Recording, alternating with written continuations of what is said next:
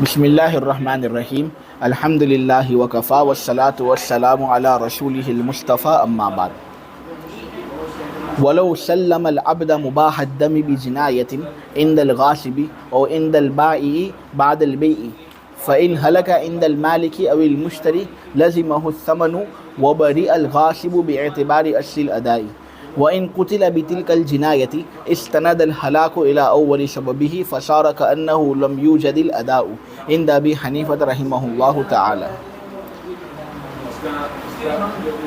عبارت کے اندر صاحب اصول شاشی یہ مسئلہ بیان کر رہے ہیں کہ اگر غاصب نے صحیح سالم غلام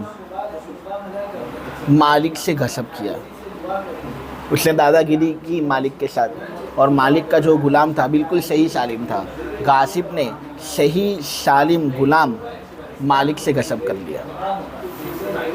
اب جب غاصب کوئی چیز غصب کرے تو اس کے ذمے میں یہ بات لازم ہو جاتی ہے، یہ بات واجب ہو جاتی ہے کہ غصب کی ہوئی چیز وہ واپس لوٹائے۔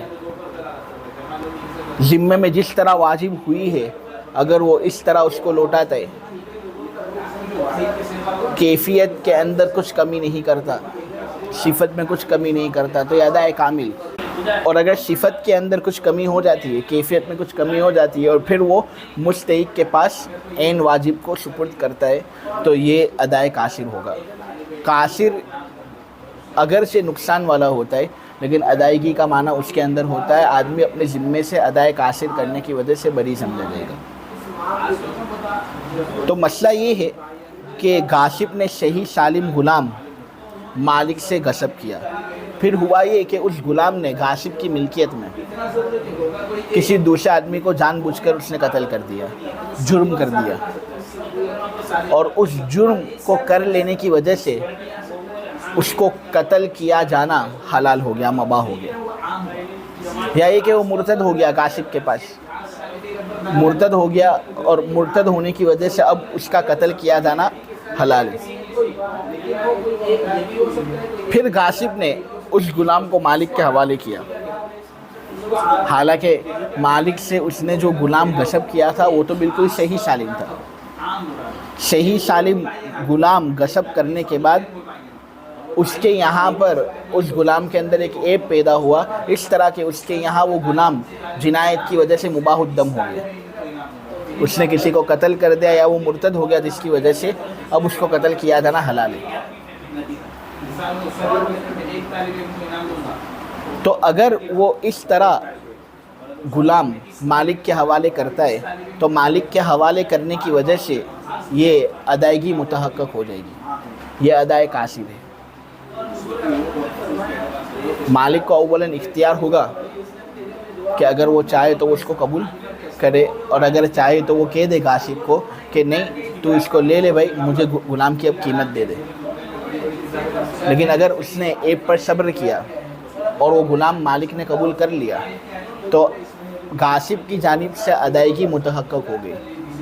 اب اگر کسی آفت سماوی کی وجہ سے وہ غلام مالک کے پاس مر جاتا ہے، تباہ ہو جاتا ہے، تو اس صورت میں غاصب اس سے بری سمجھا رہے گا، کیونکہ جو ادائیگی کرنی تھی غاصب نے کر لی، اگرچہ قاصر طریقے سے ہی اس نے ادائیگی کیوں نہیں کی، لیکن ادائیگی جب اس کی جانب سے ہو گئی تو یہ بات کافی ہے، وہ بری سمجھا جائے گا۔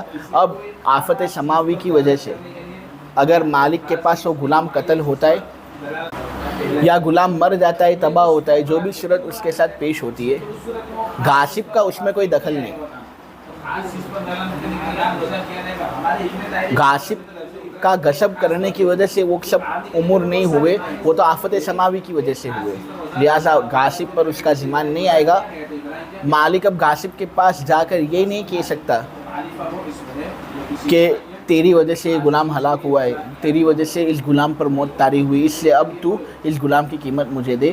غاصب کی جانب سے ادائیگی ہو گئی، متحقق ہو گئے، اب وہ اس ذمہ داری سے بری ہے۔ غاصب پر مالک کے لیے کوئی چیز واجب نہیں ہوگی، ٹھیک ہے،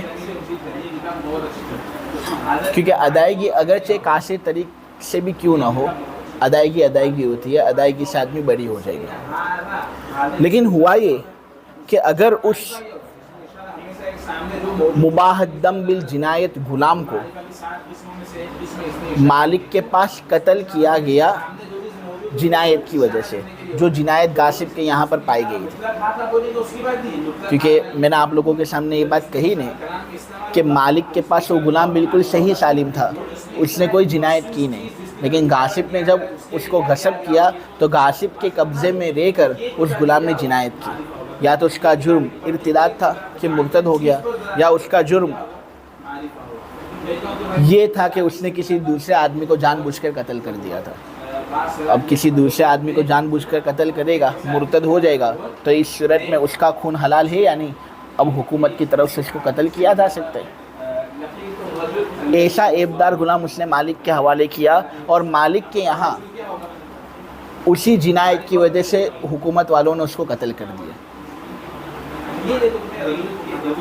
تو اب یہاں اس غلام کی ہلاکت کا سبب اور اس غلام کی موت کا سبب وہ جنایت ہوئی نے جو جنایت غاصب کی یہاں پر پائی گئی، لہٰذا اس کا ذمہ دار غاصب رہے گا۔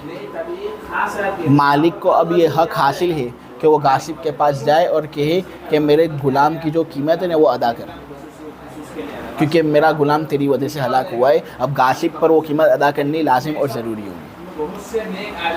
ٹھیک ہے، کل قیمت غاصب ادا کرے گا، اس پر ہمارے علماء کا اتفاق ہے۔ صاحبین بھی یہی نظریہ لیے ہوئے ہیں، امام حنیفہ رحمۃ اللہ علیہ بھی یہی نظریہ لیے ہوئے ہیں، کیونکہ کس نے کہا تھا اس کو کہ تو غلام غصب کر؟ ہاں، دراصل عیب پیدا کرنے والا غلام ہی تھا کہ اسی نے جرم کیا تھا، جرم کرنے کی وجہ سے مباح الدم ہوا تھا، لیکن غاصب کو کس نے کہا تھا کہ تو اس طرح دادا گیری کر کے غصب کر؟ غاصب نے غصب کر کے غیر کے حق میں ناحق تصرف کیا۔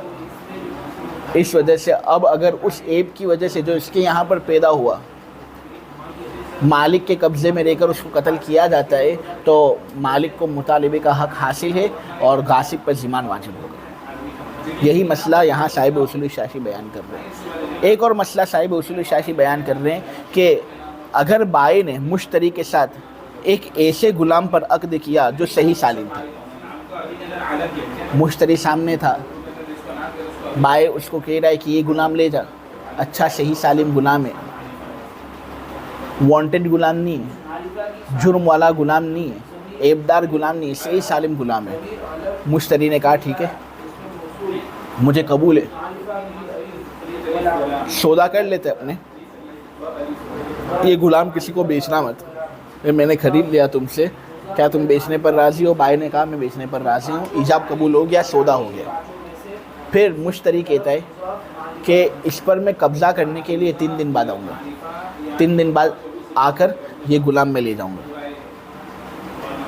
اب بائی نے مشتری کے ساتھ ایسے غلام پر عقد کیا جو عقد کے وقت صحیح سالم تھا، لیکن سپردگی سے پہلے بائی کے پاس اس غلام نے کوئی جنایت کر لی۔ عقد کے وقت تو وہ وانٹڈ نہیں تھا، لیکن عقد کے بعد سپردگی سے پہلے بائی کے پاس وہ وانٹڈ ہو گیا۔ پتہ نہیں اس غلام کو کیا ہوا، اس نے کسی آدمی کو قتل کر دیا تو اب قصاصاً اس کو قتل کیا جانا بھی حلال ہے، حکومت والے اس کو قتل کریں گے۔ یہ ہے کہ وہ مرتد ہو گیا، مرتد ہونے کی وجہ سے بھی اس کو قتل کیا جانا حکومت والوں کی طرف سے جائز ہے۔ تو سپردگی سے پہلے بائی کے پاس اگر وہ غلام مباح الدم بالجنایت ہو گیا اور ایسی حالت میں بائی نے مشتری کو وہ غلام سپرد کیا تو مشتری کو پہلے تو اختیار ہے، اگر وہ چاہے تو غلام لے لے، ایپ پر صبر کر لے، پوری قیمت جو اس غلام کی ہے وہ غلام کی قیمت ادا کر لے، ایپ کی وجہ سے کوئی قیمت کم نہیں ہوگی۔ اور اگر وہ چاہے تو بائی سے کہہ دے کہ بھائی اپنا سودا کینسل، میں نے تو ایسے غلام پر عقد کیا تھا جو وانٹڈ نہ ہو، یہ تو وانٹڈ ہے، اس لیے مجھے ایسا غلام نہیں چاہیے. اگر مشتری نے پیسے دے دیے ہوں تو وہ پیسے واپس وصول کر سکتا ہے, نہ اگر پیسے نہ دیے ہوں تو بائع کو مطالبے کا کوئی حق نہیں ہے. لیکن مشتری نے وہ غلام قبول کر لیا, ایپ پر صبر کر لیا, ٹھیک ہے, تو اب بائع کی جانب سے ادائیگی متحقق ہوگی. قاصر طریقے سے ادائیگی کیوں نہ ہو, وصف کے اندر کمی کیوں نہ آئی ہو, لیکن ادائیگی متحقق ہو گئی یا نہیں؟ ادائیگی متحقق ہوگی. اس لیے اب اگر مشتری کے پاس کسی آفت سماوی کی وجہ سے وہ غلام ہلاک ہو گیا, ایسی آفت کی وجہ سے وہ غلام مر گیا, تباہ ہو گیا, برباد ہو گیا, کہ بائع کا اس میں کوئی دخل نہیں, تو اب بائع پر ضمان واجب نہیں ہوگا. مشتری کو یہ حق نہیں ہے کہ غلام کی ہلاکت کے بعد وہ بائع کے پاس جائے اور کہے کہ وہ غلام جو نے مجھے دیا تھا وہ تو ہلاک ہو گیا, اب تو کچھ ضمان دے مجھے. نہیں, وہ کہے گا میں نے ادائیگی کر تو لی, اگرچہ قاصر طریقے سے بھی کیوں نہ ہو, ادائیگی میری جانب سے ہو گئی, یہ کافی ہے. تو اس لیے اب بائع پر کوئی چیز ذمہ میں واجب نہیں ہوگا. ہاں, لیکن اگر مشتری نے اس مباح الدم بالجنایت غلام کو اپنے قبضے میں لیا اور اپنے قبضے میں لے لینے کے بعد جنایت کی وجہ سے اس کو قتل کیا گیا, جو جنایت بائع کے پاس پیدا ہوئی تھی سپردگی سے پہلے, عقد بے کے بعد,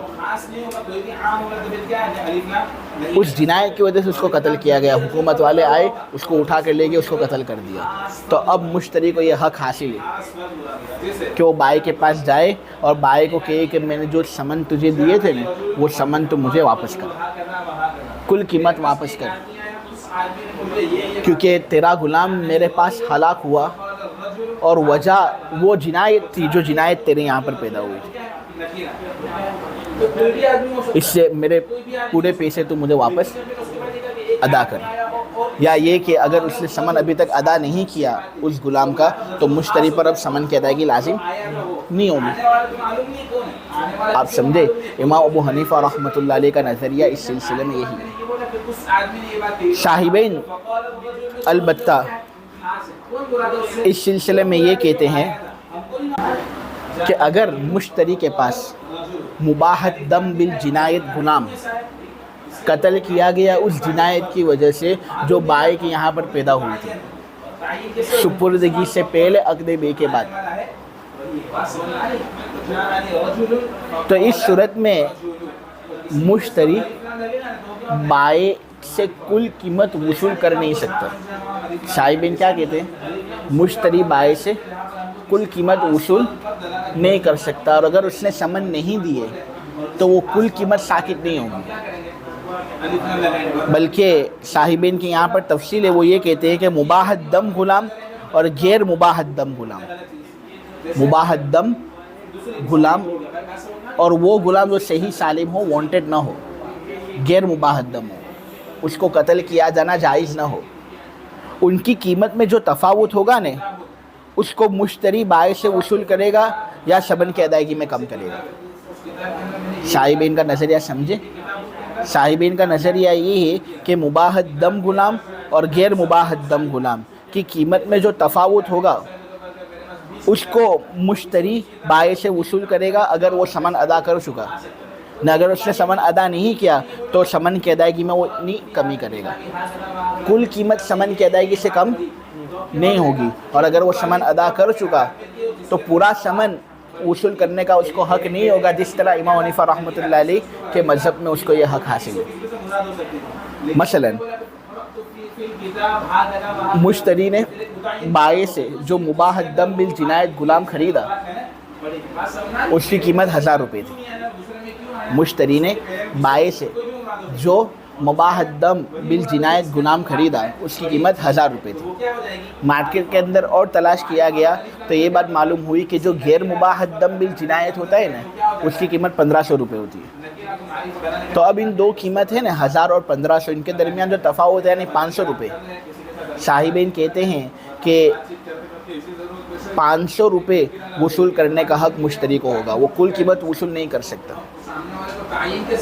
یا اگر اس کو سمن کی ادائیگی کرنی ہے تو کل قیمت ساکت نہیں ہوگی بلکہ 500 روپے ساکت ہوں گے، 500 روپے تو اس کو ادا کرنی ہے، کیونکہ ادائیگی بائیں کی جانب سے ہوئی گئی نا، اور بائیں جانی ہے نہیں، ناحق طریقے سے وہ غیر کے مال میں تصرف کرنے والا نہیں ہے کہ ہم اس سے کل قیمت کا مطالبہ کریں یا کل قیمت کو ہی ہم سمن سے ساکت کر دیں اگر سمن کی ادائیگی باقی ہو، ایسا حال نہیں ہے۔ لہٰذا اس وجہ سے صاحبین کا یہ خاص نظریہ ہے۔ آپ سمجھے؟ ایک اور مرتبہ سمجھا دو تاکہ بات ذہن کے اندر راسخ ہو جائے۔ امام صاحب رحمۃ اللہ علیہ کے نزدیک اگر بائیں نے عقد بے کے وقت صحیح سالم غلام مشتری کے سامنے پیش کیا، لیکن عقد بے کے بعد سپردگی سے پہلے بائیں ہی کے پاس وہ غلام وانٹیڈ ہو گیا اور اس نے کوئی جنایت کر دی جس جنایت کی وجہ سے اب اس کا قتل کیا جانا حلال اور مباح ہے، مشتری کے حوالے اس کو کیا گیا، مشتری نے اس کو قبول کر لیا، لیکن پھر مشتری کے قبضے کے اندر وہ آیا نہیں، تو اس کے آ جانے کے بعد اسی جنایت کی وجہ سے اس غلام کو قتل کیا گیا حکومت والوں کی طرف سے، جو جنایت بائیں کے پاس پیدا ہوئی تھی عقد بے کے بعد سپردگی سے پہلے۔ تو اب امام صاحب یہ کہتے ہیں کہ یہ تو ایسا معاملہ ہوا کہ جیسا کہ بائیں نے کوئی چیز مشتری کے حوالے کی ہی نہیں ہے، تو جب بائیں مشتری کے حوالے کوئی چیز کرے ہی نہیں تو کیا معاملہ ہوتا ہے؟ سمن پورا کا پورا ساکت ہو جاتا ہے نا، اس طرح مشتری سے پورا کا پورا سمن ساکت ہو جائے گا، کیونکہ کوئی چیز اس نے لی ہی نہیں ہے، گویا اس نے کوئی چیز لی ہی نہیں ہے، تو پھر سمن کیوں دے گا؟ وہ سمن پورا ساکت ہو جائے گا، اگر اس نے سمن دیا ہے تو پورا سمن لینے کا اس کو حق حاصل ہوگا۔ یہ امام ابو حنیفہ رحمۃ اللہ علیہ کا نظریہ ہے، جبکہ صاحبین یہ کہتے ہیں کہ اس صورت میں پوری قیمت وصول کرنے کا حق مشتری کو حاصل نہیں ہے، اور اگر سمن کی ادائیگی باقی ہے تو پوری قیمت ساکت کرنے کا حق مشتری کو نہیں ہے۔ تو کتنی قیمت ساکت ہوگی؟ مباح الدم غلام اور غیر مباح الدم غلام کی قیمت میں جو تفاوت ہوگا نا، اتنی قیمت ساکت ہوگی۔ مشتری بائیں سے اتنی قیمت وصول کرے گا اگر اس نے سمن کی ادائیگی کر لی ہے، اگر سمن کی ادائیگی باقی ہے تو سمن کی ادائیگی میں اتنا حصہ کم ہوگا۔ مثلا جو مثال میں نے دی تھی، مباح الدم بالجنایت غلام کی قیمت 1000 روپے اور غیر مباح الدم بالجنایت غلام کی قیمت 1500 روپے، تو ان کے درمیان جو تفاوت ہے 500 روپے کا، وہ 500 روپے سمن کی ادائیگی میں سے کم ہوں گے اگر سمن کی ادائیگی باقی ہے، اگر سمن کی ادائیگی ہو چکی ہے تو وہ 500 روپے وصول کر سکتا ہے، پوری قیمت وصول نہیں کر سکتا۔ یہ صاحبین کا نظریہ ہے۔ تعجب کی بات یہ ہے کہ صاحبین جو ہے وہ بے کی شکل میں تو اختلاف کر رہے ہیں، وہ بے کی شکل میں تو اختلاف کر رہے ہیں لیکن غصب کی شکل میں وہ اختلاف نہیں کرتے۔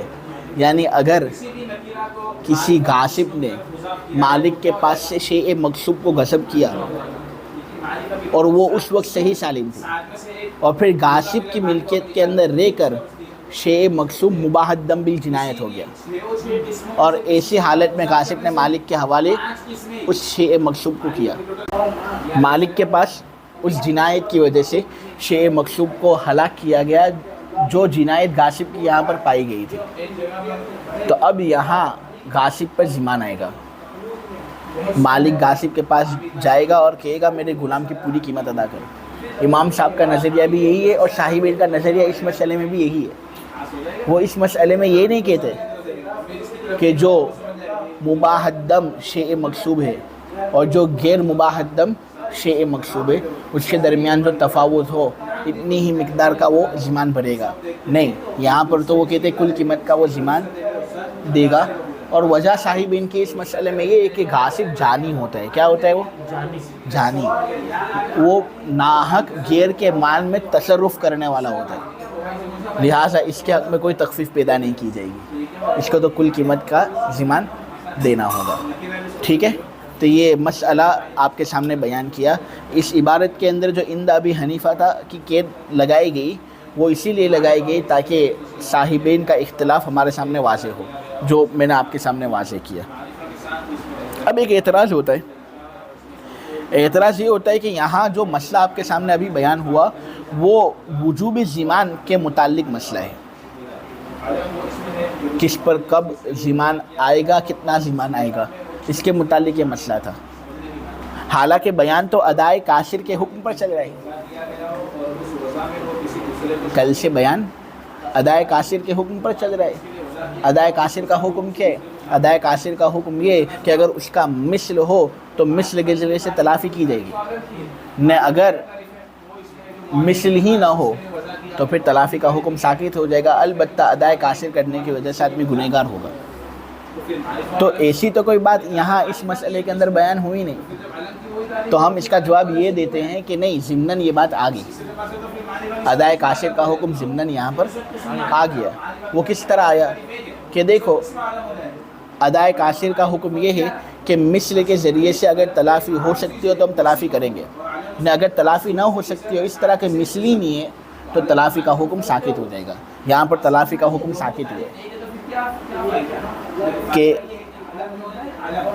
غاصب نے جب مالک کے پاس سے صحیح سالم غلام کو غصب کیا تھا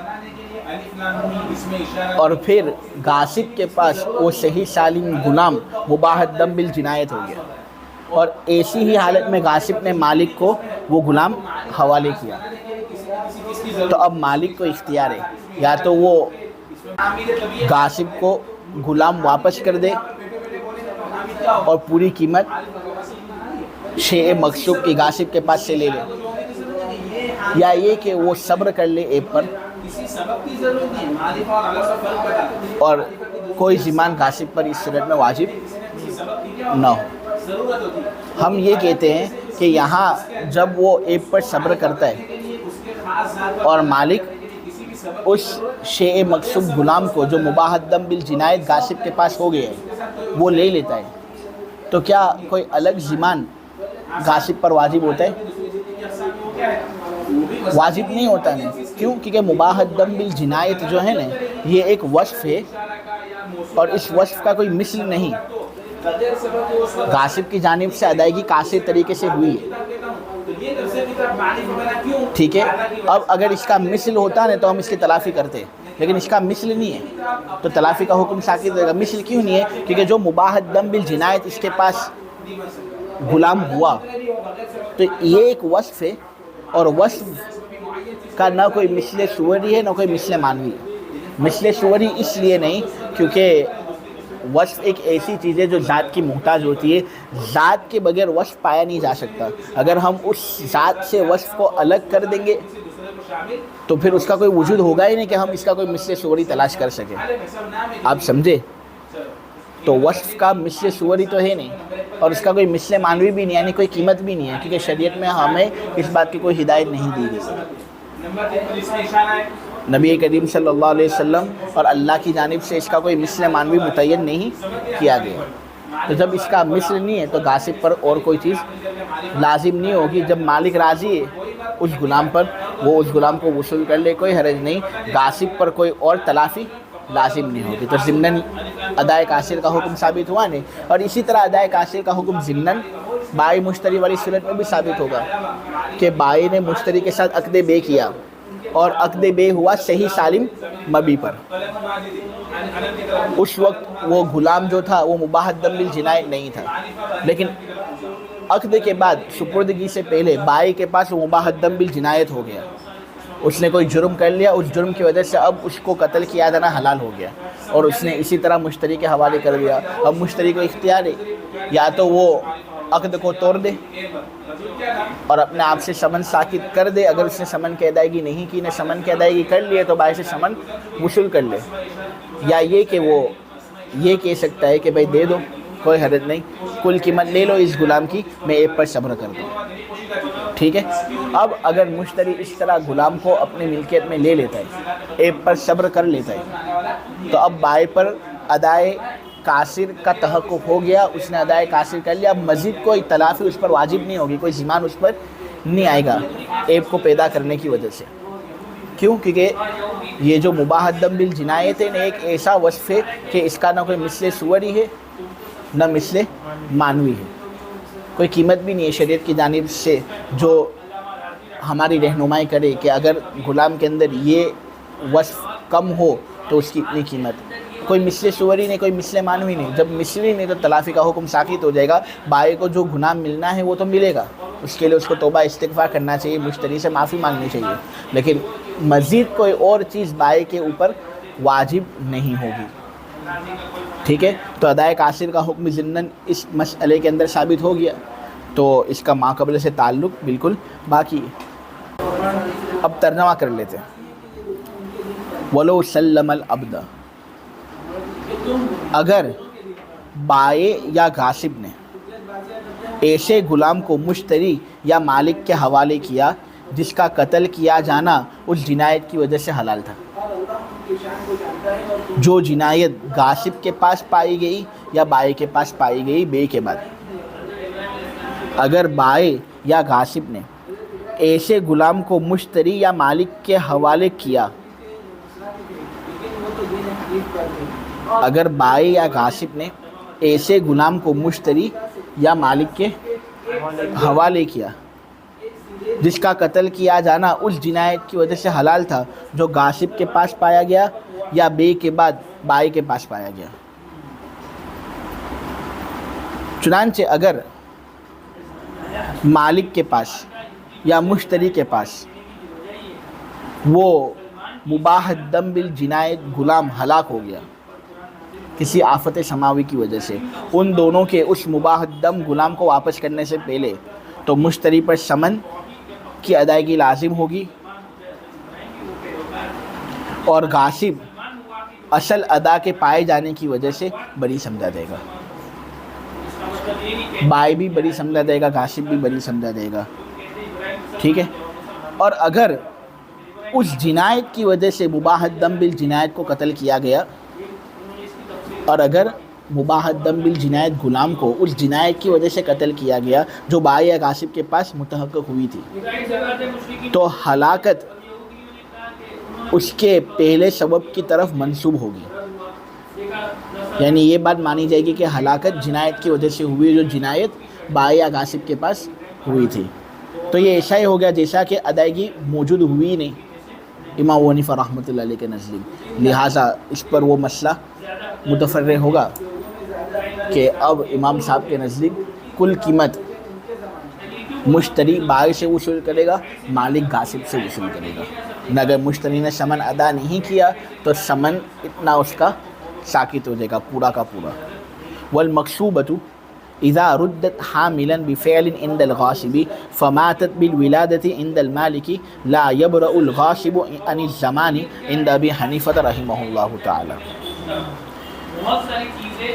یہاں صاحب اصول الشاہی یہ مسئلہ بیان کرتے ہیں کہ اگر کسی غاصب نے کسی باندی کو مالک کے پاس سے غصب کیا، دادا گیری کی، اور اس نے اس باندی کو غصب کر لیا جو مالک کی ملکیت میں تھی، اور جس وقت اس نے غصب کیا تھا نے وہ باندی حاملہ نہیں تھی، صحیح سالم باندی تھی وہ. پھر غاصب کے پاس وہ آئی تو غاصب کے پاس وہ حاملہ ہو گئی. خواہ غاصب کے نطفے سے وہ حاملہ ہوئی ہو یا کسی اجنبی کے نطفے سے وہ حاملہ ہوئی ہو، وہ غاصب کی ملکیت میں آئی اور ملکیت میں آنے کے بعد حاملہ ہو گئی. ٹھیک ہے، پھر ہوا یہ کہ غاصب کو ندامت ہوئی، افسوس ہوا، تو اس نے اس حاملہ باندی کو واپس مالک کے حوالے کیا. اب مالک اختیار میں ہے، اگر چاہے تو پیٹ دیکھ کر ہی کہہ سکتا ہے کہ اس کو لے لے، تو اس باندی کی پوری قیمت مجھے دے. اب غاصب پر پوری قیمت لازم ہوگی. یا پھر وہ یہ کر سکتا ہے کہ ایپ پر صبر کر لے اور غاصب کی جانب سے جو ادائیگی ہوئی ہے، اگرچہ قاصر طریقے سے بھی کیوں نہیں ہوئی، اس کو معتبر سمجھے. ادائیگی کا تحقق غاصب کی جانب سے اس صورت میں ہو جائے گا، غاصب اپنی ادائیگی کے سلسلے میں بری ہو جائے گا. ٹھیک ہے، اب مزید اس پر ہم کوئی اور ضمان کو واجب نہیں کریں گے. ٹھیک ہے، کیونکہ ادائیگی قاصر ہوئی ہے، اس کی وجہ سے غاصب گنہگار ہوا ہے. غصب جو گناہ اس نے کیا اس کی وجہ سے بھی وہ گنہگار ہوا ہے، لیکن اب اس کا کوئی مثل نہیں ہے کہ اب مثل کے ذریعے سے ہم کوئی اور چیز بھی غاصب پر واجب کریں. نہیں، کوئی تلافی ہوگی نہیں. غاصب جو ہے وہ گنہگار ہوگا, ادائیگی کر لی, مالک اس پر راضی, ایک پر ادائیگی کا تحقق غاصب کی جانب سے ہو گیا. اب ہوا یہ کہ مالک کے پاس وہ حاملہ باندی آئی اور مالک کے یہاں پر ولادت کی نوبت آئی. ولادت ہو رہی تھی کہ اتنے میں باندی ہلاک ہو گئی. تو اب کیا غاصب پر ضمان آئے گا یا نہیں؟ صاحبین رحمہم اللہ کا نظریہ یہ ہے کہ غاصب پر ضمان نہیں آئے گا.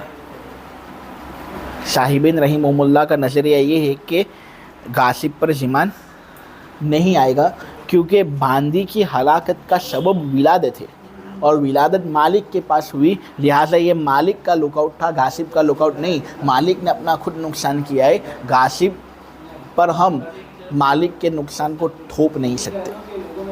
صاحبین کا نظریہ یہ ہے, اس لیے وہ کہتے ہیں غاصب پر ضمان نہیں آئے گا. جبکہ امام حنیفہ رحمۃ اللہ علیہ یہ کہتے ہیں کہ ہلاکت کا سبب ولادت ہے, لیکن ہلاکت کا اول سبب کیا ہے؟ حاملہ ہونا. اگر وہ حاملہ ہی نہ ہوتی تو کیا ولادت ہوتی؟ کس نے کہا تھا غاصب کو کہ وہ باندی کو اس طرح غصب کر لے؟ کس نے کہا تھا غاصب کو کہ وہ ناحق طریقے سے گھیر کے مال پر تصرف کرے؟ پھر وہ حاملہ ہوگی اور حاملہ غاصب کے پاس ہوئی ہے. اس کی ہلاکت کا اول سبب حاملہ ہونا ہے, کیونکہ ہلاکت ہوئی ولادت سے اور ولادت ہوئی حاملہ ہونے کی وجہ سے. لہٰذا ہم ہلاکت کو منسوب کریں گے اول سبب کی طرف, اور پھر یہ بات ہمارے سامنے آئے گی کہ اول سبب تو غاصب کے پاس پایا گیا تھا, لہٰذا غاصب پر اس کا ضمان آئے گا. غاصب ضمان سے بری نہیں سمجھا جائے گا, یہاں پر یہ بات بتائی گئی. ٹھیک ہے. ہاں, لیکن یہ مسئلہ اس وقت ہے جب شیء مغصوب باندی ہو اور پھر باندی کو حاملہ کیا جائے اور پھر وہ مالک کے پاس پہنچے اور ولادت کی وجہ سے وہ ہلاک ہو جائے. ٹھیک ہے.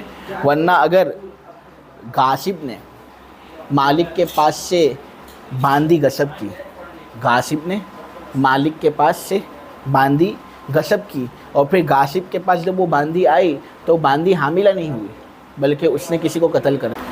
اس جنایت کی وجہ سے غاصب کے پاس وہ مباحت دم ہوگی. اب اس کا قتل کیا جانا حلال ہے. غاصب نے اسی حالت میں باندی کو مالک کے حوالے کیا, مالک نے قبول کر لیا. اب قبول کر لیا تو ادائیگی قاصر غاصب کی جانب سے آ گئی, اور اس کا کوئی مثل نہیں ہے تو مزید غاصب پر اور کسی چیز کی تلافی نہیں کرنی ہوگی اور کوئی ضمان آئے گا نہیں. مالک کے پاس وہ آئی اور پھر اس کو قتل کیا گیا اس جنایت کی وجہ سے جو جنایت غاصب کے پاس پائی گئی تھی. تو اب اس مسئلے کے اندر تو علماء احناف کا اتفاق ہے, صاحبین بھی اور امام ابو حنیفہ بھی, کہ غاصب پر کل قیمت کا ضمان آئے گا. ٹھیک ہے. یہ تو متفق علیہ مسئلہ ہے. اور غصب کی ہوئی باندی جب مالک کے پاس لوٹا دی جائے اس حال میں کہ وہ اس فعل کی وجہ سے حاملہ ہو جو غاصب کے یہاں پایا گیا, خواہ اس میں غاصب کا نطفہ ہو یا کسی اور کا نطفہ ہو, پھر وہ باندی ولادت کی وجہ سے مالک کے پاس مر گئی, تو امام حنیفہ رحمۃ اللہ علیہ کے نزدیک ضمان سے غاصب کو بری نہیں سمجھا جائے گا, غاصب بری نہیں ہوگا. صاحبین کا اس مسئلے میں اختلاف ہے. الاصل هو الاداء ثم الاصل في هذا الباب هو الاداء كاملا او ناقصا, وانما يشار الى القضاء عند تعذر الاداء, ولهذا يتعين المال في الوديعة والوكالة والغصب, ولو اراد المودع والوكيل والغاصب أن يمسك العين ويدفع ما يماثله ليس له ذلك, ولو باع شيئا وسلمه فظهر به عيب كان المشتري بالخيار بين الأخذ والترك فيه. اس عبارت میں صاحب اصول الشاشی اللہ کی ہزار رحمتیں ان پر ہو ہمارے سامنے ایک مخصوص ضابطہ بیان کر رہے ہیں. مأمور بھی کو بطریق ادا یا قضا سپرد کرنے کے سلسلے میں ایک ضابطے کا بیان یہاں ہو رہا ہے. مأمور بھی کو بطریق ادا یا بطریق قضا سپرد کرنے کے سلسلے میں ایک ضابطہ یہاں پر بیان ہو رہا ہے, اور وہ ضابطہ یہ ہے کہ حقوق کی سپردگی میں اصل ادا ہے, خواہ ادا کامل ہو خواہ ادا قاصر ہو. قضا کی طرف رجوع اسی وقت ہوگا جب ادا متعذر، کیونکہ قضا ادا کا خلیفہ ہے۔ ظاہر سی بات ہے اگر اصل موجود ہو نہ اصل پر عمل ممکن ہو تو خلیفے کی طرف کیا رجوع کیا جائے گا؟ نہیں۔ تو یہاں پر یہ ضابطہ بیان کیا جا رہا ہے کہ خواہ مخواہ معاملوں کے اندر ادا کو چھوڑ کر قضا کی طرف رجوع نہیں ہوگا۔ اگر ادا پر عمل کرنا ممکن ہے تو ادا ہی پر عمل کیا جائے گا کامل طریقے سے، بہت اچھا ہے۔ اگر کامل طریقے سے عمل نہ کر سکو تو قاصر طریقے سے عمل کرو۔ پہلے ادا، ہاں ادائیگی جب من کل الوجوہ متعذر ہو تو اس تعذر کے وقت قضا کی طرف رجوع کیا جائے گا۔ ادائیگی جب من کل الوجوہ متعذر ہو تو پھر قضا کی طرف رجوع کیا جائے گا، کیونکہ قضا ادا کا خلیفہ ہے۔ خلیفے کی طرف اسی وقت رجوع ہوتا ہے جب اصل موجود نہ ہو۔ یہی ضابطہ یہاں صاحب اصول الشاشی بیان کرتے ہیں۔ چنانچہ اس پر مسئلہ متفرق کرتے ہوئے کہتے ہیں کہ اگر کسی آدمی نے کسی دوسرے آدمی کو امین بنایا، ایک آدمی نے کسی دوسرے آدمی کو امین بنایا اور کہا کہ یہ میرا مال ہے، میں یہ چاہتا ہوں کہ میرے اس مال کی تو حفاظت کرے۔ امین نے اس کو قبول کر لیا، ٹھیک ہے۔ تو اب امین جب اس امانت کی واپسی کرے گا تو کیا وہ عین چیز کو اپنے پاس رکھ کر مشابہ چیز کو دے دے تو بھی چلے گا، یا عین چیز کو لوٹانا ہی ضروری ہے؟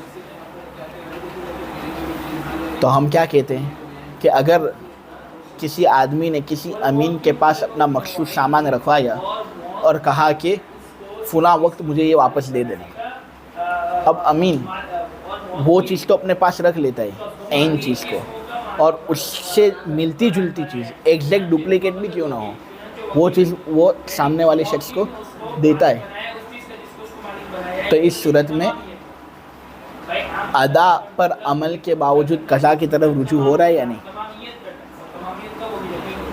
یہ مناسب نہیں ہے اس کے لیے۔ اس کے لیے جائز نہیں ہے کہ وہ ایک چیز کو اپنے پاس رکھ لے، اس عین چیز کو اپنے پاس رکھ لے جو بطور امانت اس کے پاس آئے، اور وہ اس کے مماثل چیز دے دے اس شخص کو جس نے امانت اس کے پاس رکھوائی۔ اس کو یہ حق حاصل نہیں، کیونکہ یہاں پر ادا کے ہوتے ہوئے قضا کی طرف رجوع کیا جا رہا ہے۔ آدمی ادائیگی پر بھی عمل کر سکتا ہے تو ادائیگی کی طرف ہی عمل کو ہم متعین کریں گے۔ یہاں پر دراصل جو مال امانت رکھنے والے شخص نے اس کے پاس رکھوایا نہیں، وہ متعین کرنے سے متعین ہو جاتے ہیں، لہٰذا اب مودع اور امین کے لیے جائز نہیں کہ وہ اس کو اپنے پاس رکھ کر اس کا مماثل اس شخص کو دے دے جس نے امانت رکھوائی ہے۔ عین چیز کو ہی دینا ضروری ہوگا، کیونکہ ادائیگی جب ممکن العمل ہو تو قضا کی طرف رجوع نہیں کیا جاتا۔ اسی طرح اگر کسی موکل نے کسی وکیل کو یہ بات کہی کہ یہ دیکھو یہ سامان لو اور اس سامان کے ذریعے اتنا مال خرید کر لاؤ، موکل نے وکیل سے یہ بات کہی کہ دیکھو یہ سامان لو اور اس سامان کے ذریعے اتنا مال میرے لیے خرید کر لاؤ، وکیل نے اپنی وکالت کی ذمہ داری ادا کرنی چاہی، لیکن پھر بالآخر وہ اس سے عاجز آ گیا، وہ یہ کام انجام نہ دے سکا، تو اب موکل نے جو سامان وکیل کو دیا ہے نا، وکیل کو وہ سامان واپس کرنا ہے یا نہیں؟ موکل کے حوالے کرنا ہے۔ اب وکیل یہ نہیں کر سکتا کہ موکل کے سامان کو اپنے پاس رکھ لے اور اس کے علاوہ اس سے ملتی جلتی چیز موکل کو دے دے، اس کو یہ حق حاصل نہیں ہے۔ کیوں نہیں؟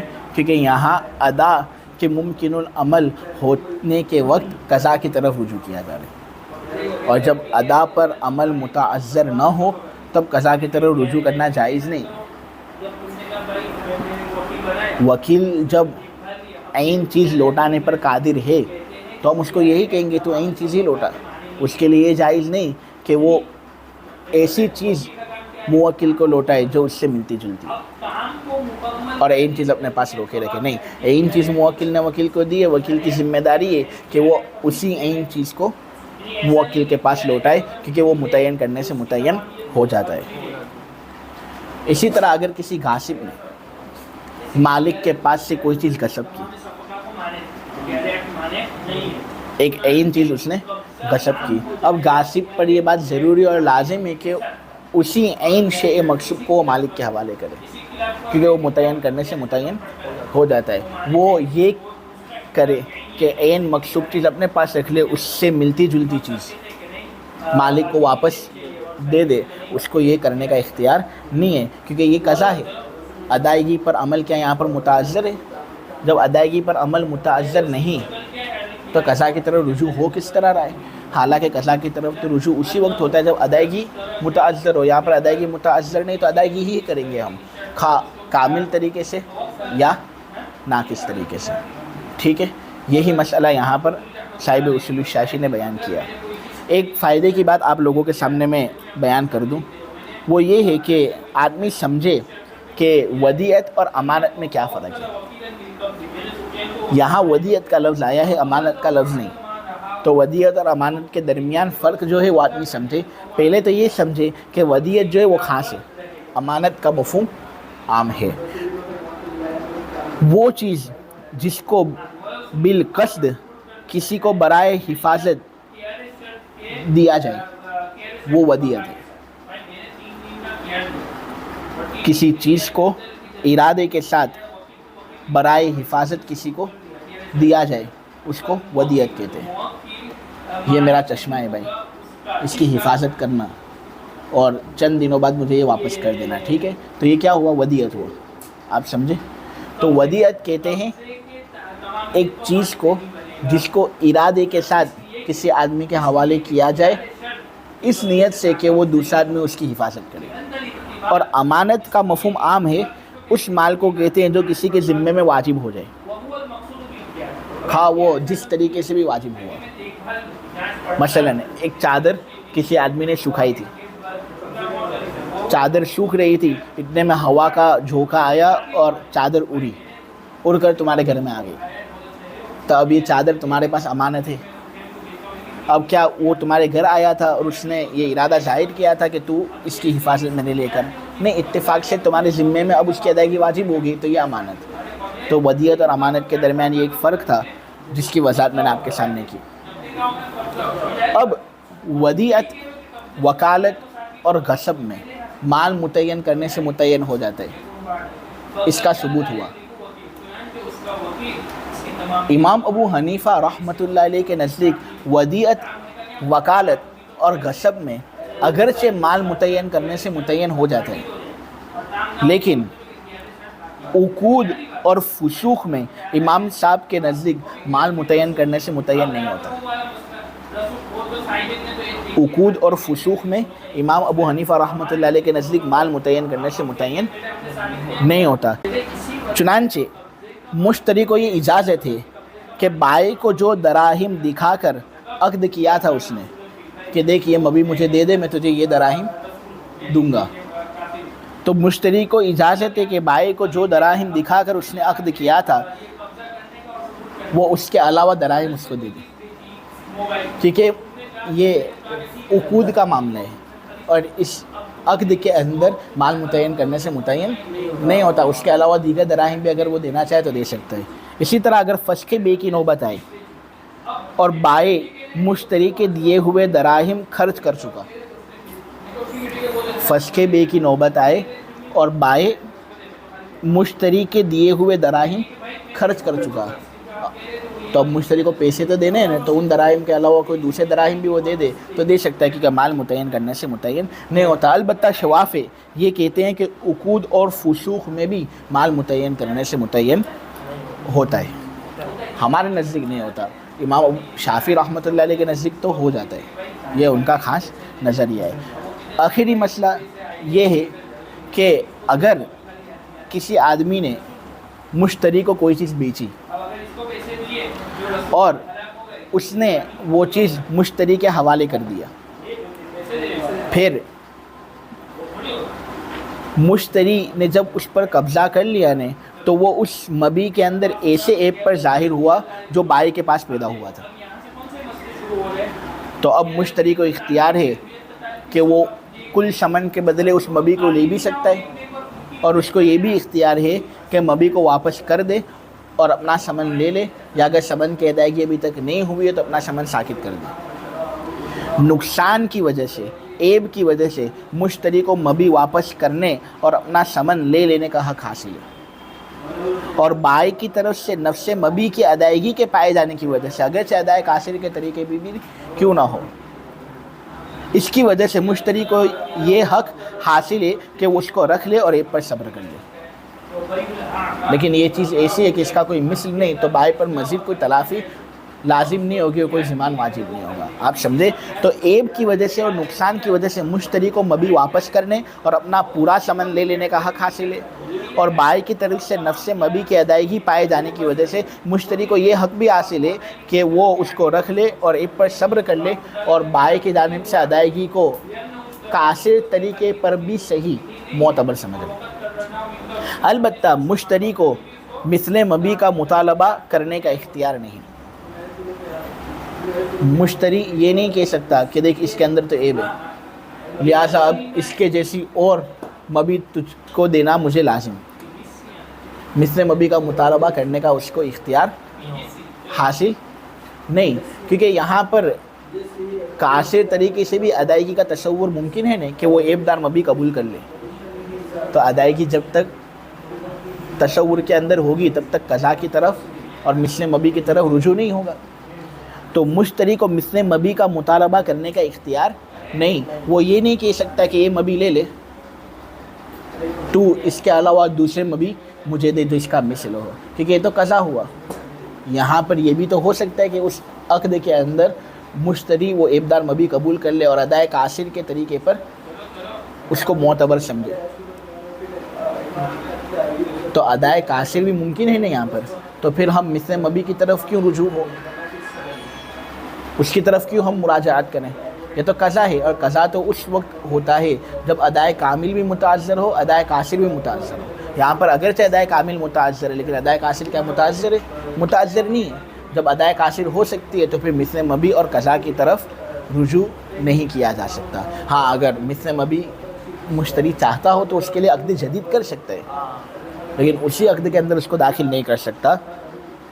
نیز عیب کے بقدر ضمان کا مطالبہ کرنے کا بھی اسے اختیار حاصل نہیں، جیسے کہ میں یہ بات آپ کو سمجھا چکا کہ عیب کے بقدر ضمان کا مطالبہ کرنے کا اس کو اختیار حاصل نہیں۔ وہ یہ نہیں کہہ سکتا کہ مبی تو اپنے پاس رکھ لیتا ہوں میں، لیکن اب اتنا ثمن تو عیب کے بقدر مجھ سے کاٹ دے، یا اتنا ثمن میں تجھے دے چکا ہوں اب تو مجھے اتنا ثمن مجھے واپس کر دے، اس کا اختیار اس کو نہیں۔ کیوں نہیں؟ کیونکہ ادائیگی بائی کی جانب سے ہو گئی ہے اور قاصر طریقے سے ہوئی ہے، لہٰذا ادائیگی معتبر ہے۔ اب اس کا کوئی مثل نہیں کہ اس کا ضمان ہم بائی پر واجب کریں، اور جب مثل نہیں تو تلافی ختم ہو جاتی ہے، بائی اپنی جانب سے گنہگار ہوتا ہے، لیکن کوئی ضمان اس پر مزید واجب نہیں ہو سکتا۔ ہاں اگر وہ بائی اپنی مرضی سے کچھ ثمن کم کر دے تو یہ درست ہے، یہ اس کی وسعت ظرفی کی بات ہوگی، بہت اچھی بات ہوگی، اللہ کے یہاں پر یہ معجور ہوگا۔ اصل ادا ہے۔ پھر اس باب میں اصل یعنی حقوق کی سپردگی میں اصل وہ ادا ہے، خواہ کامل طریقے سے ہو یا ناقص طریقے سے ہو، یقیناً قضا کی طرف رجوع اسی وقت ہوگا جب ادا پر عمل متعذر ہو۔ اسی وجہ سے مال ودیعت، وکالت اور غصب میں متعین ہو جاتا ہے، اور اگر وہ شخص جس کے پاس مال کو ودیعت رکھا گیا یعنی امین، وکیل اور غصب کرنے والا عین کو روکنا چاہے اور اس چیز کو اصل مالک کے پاس لوٹائیں جو عین کے مثل ہے، تو عین کو روکنا اور مماثل کو واپس لوٹانا ان کے لیے جائز نہیں۔ اور اگر کسی بائی نے کوئی چیز مشتری کو بیچی اور اس کو مشتری کے حوالے کر دیا، پھر मुश्तरी के पास एक ऐसा ऐब ज़ाहिर हुआ जो बाई के पास पैदा हुआ था, तो अब मुश्तरी को इख्तियार है कि वो उस मबी को ले भी सकता है कुल समन के बदले, और मबी को वापस भी कर सकता है, अपना पूरा समन उससे ले सकता है। हाँ, लेकिन उससे ये इख्तियार नहीं कि ऐब के बकदर ज़िमान का मुतालबा करे, नहीं। बाय अगर अपनी मर्ज़ी से कुछ समन कम कर दे तो ये दुरुस्त है, और मुश्तरी को मिस्ल मबी का मुतालबा करने का भी इख्तियार नहीं होगा।